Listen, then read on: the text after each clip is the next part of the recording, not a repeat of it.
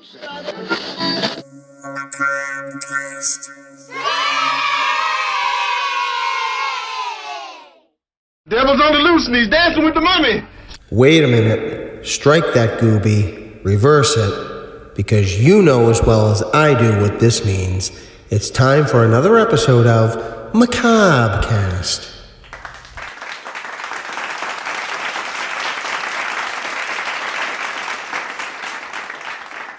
Doc Mark and Chorus, the little mummy, here to bring you another episode of Macabre Cast, where we'll be dropping R's where they belong and adding them where they don't.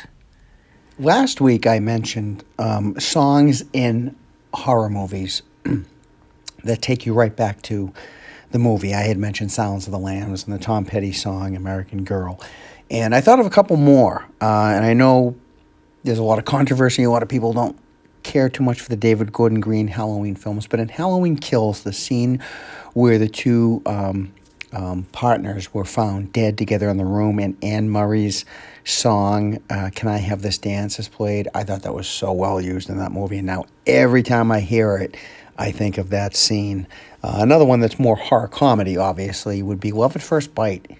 And I love the nightlife. I whenever that comes on, my go-to right there. Love at First Bite every time. Funny you bring that up, because Marathon Horror Movie Man Scary Larry's on the line about that exact subject. Is this something you could share with the rest of us, Amazing Larry? Greetings, Dark Mark and Karis the Little Mummy. Man, oh man, your question this week got my juices pumping immediately, and I am here to discuss my favorite song in a horror movie and why.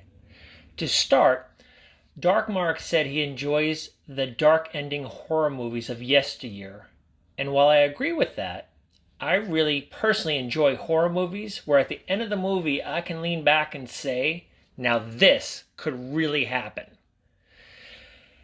And the one for me that sticks out the most is 2011's You're Next.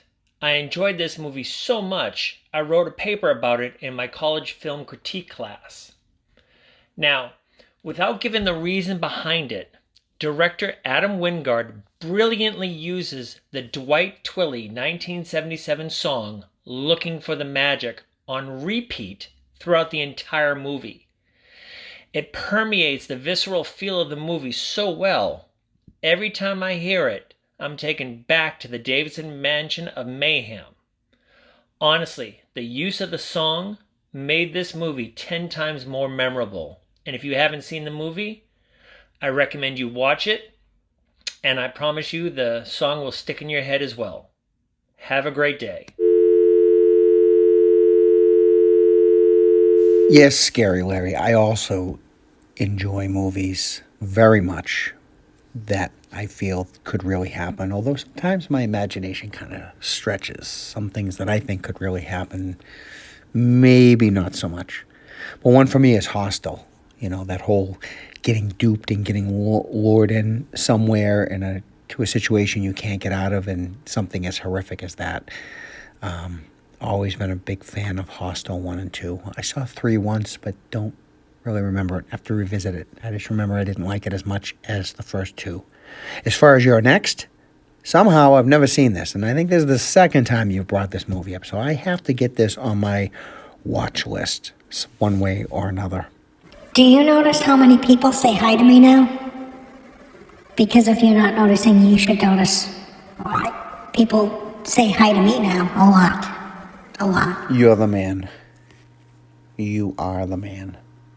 And now the talk is a reboot of Blair Witch Project, which they've already attempted to do like an updated sequel not long ago, which I don't think I even bothered to watch. The problem with this is that was like the very beginning of found footage. It was the first of its kind, and the excitement was seeing it for the first time or not knowing what it was or that it wasn't found footage. And the genius was their advertising and the link and the website. At this point, you're not going to recreate that. As a matter of fact, I hate found footage movies now. I'm to the point when I put a movie on and find out it's found footage, I turn it off.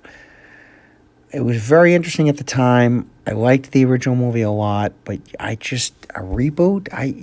If you think you're going to recreate that hype, good luck. I just don't think you're going to do that. What do you guys think? Reboot Blair Witch? And I almost want to say again, because it just seems like we keep revisiting this. But I think that they mean like in the way that the original was done, or who knows. What are your thoughts? So, of the 828 followers of Macabre Theater, and somewhere in the 30 people, give or take, that listen to Macabre Cast, I'm going to try and speak to what might be the younger crowd, if there is any. I can't assume everybody is my age. I'm assuming that there are younger generation out there maybe listening. I'm going to talk about Silent Night, Deadly Night when it came out in 1984. You have no idea the outrage that this movie sparked when on November 4th, 1984, it aired a commercial during a telecast of the Packers and the New Orleans Saints. People lost their mind. By 1984, there's the slasher boom that started in 81. By 84 was, I guess, as far as most people were concerned, had finally gone too far. With a poster of Santa going down the chimney with an axe to this, what they thought was a horrific ad. What do you mean? Who do you think hung the wreath on the door, huh? One of Santa's gnomes? And there was picketing when the movie opened on the 9th. A lot of controversy. And a celebrity who was the most vocal about it was Mickey Rooney, a child star, later, actor, mostly family films, family movies.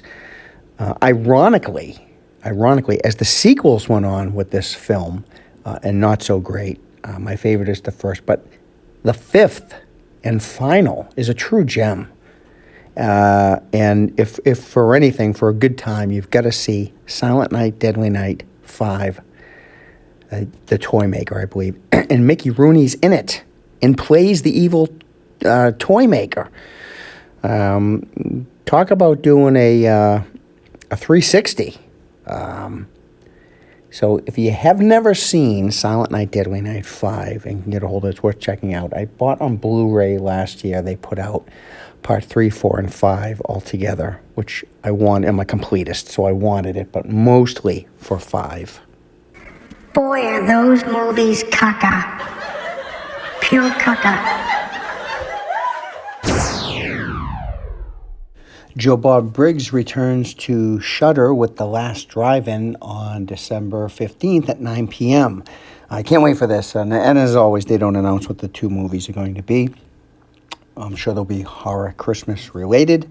Always a good time to crack a couple of cold ones and laugh along with Joe Bob like the hosts of yesteryear, Monster Vision, TNT, and all that fun stuff.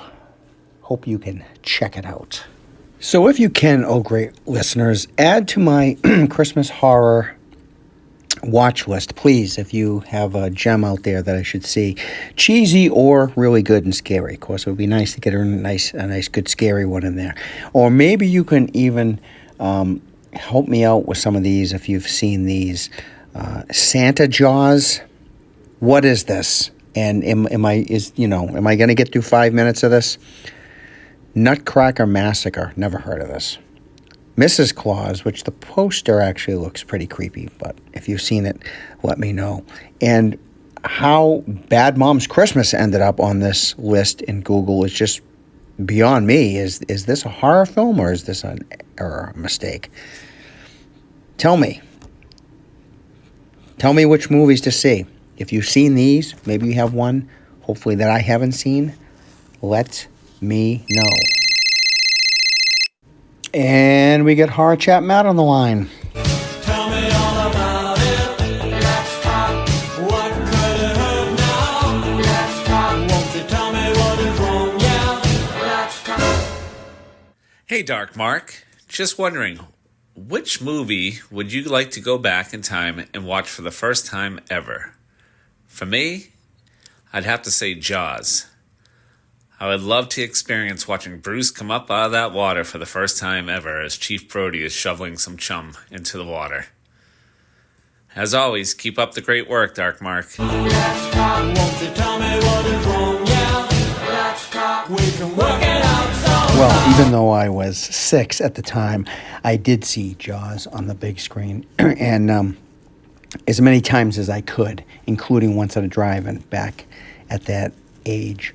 And they also used to kind of bring those back every summer. Like they would, before cable and VCRs, a lot of movie theaters would bring movies like Jaws back every year. So as I got older, I saw that movie a lot in the theater. Gosh, you're old. I'm not that old, Karis. But no, for me, going back in time, I'm probably going to go with Bela Lugosi's Dracula. I can imagine what it must have been like in 1931 to have never seen anything like that and experience that for the first time. Actually, probably any of those Universal monsters seeing for the first time on the big screen with a room full of people who had never seen it. Must have just been jaw-dropping. But that would be my pick, Horror Chat Matt. And as always, thank you so much for your call and participation. So beware the unforeseen, the thin veil of Halloween. Ghastly corpses, vampire queen, October 31st, Halloween.